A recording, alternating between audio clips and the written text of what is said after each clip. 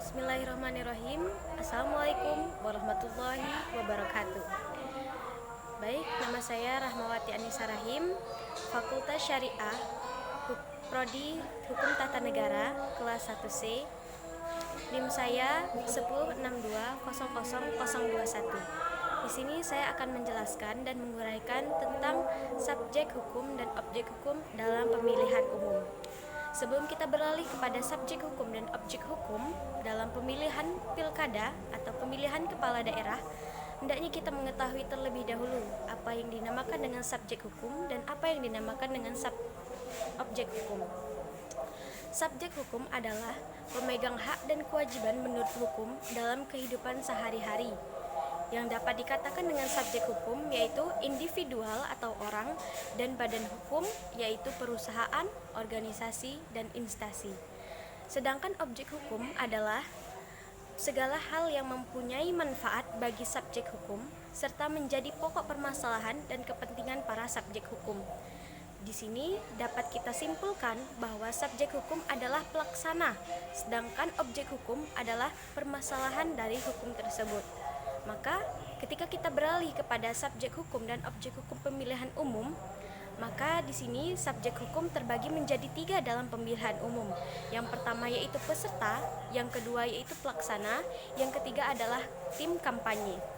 Beralih kepada objek hukum dalam pemilihan pilkada, di dalam Undang-Undang Nomor 8 Tahun 2015 sebagai dasar penyelenggaraan pemilihan umum, bupati, dan wali kota, sengketa pemilihan dalam pilkada dibagi atas 2 bagian.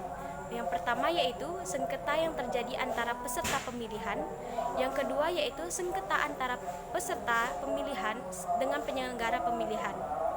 Jika dilihat dari kecenderungan dari beberapa penyelenggara pemilu terakhir, sengketa antara peserta pemilihan bisa dikatakan nihil terjadi.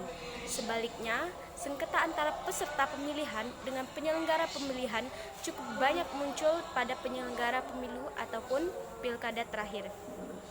Dalam konteks pilkada, objek penting yang perlu diperhatikan dari sengketa antara peserta pemilihan dan penyelenggara pemilihan adalah penetapan calon kepala daerah.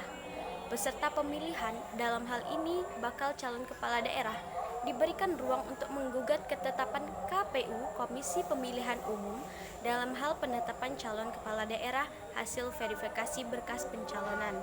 Sebaliknya, jika yang dimenangkan adalah penyelenggara pemilihan atau KPU, maka putusan pengawas pemilu tidak bersifat terakhir dan mengikat.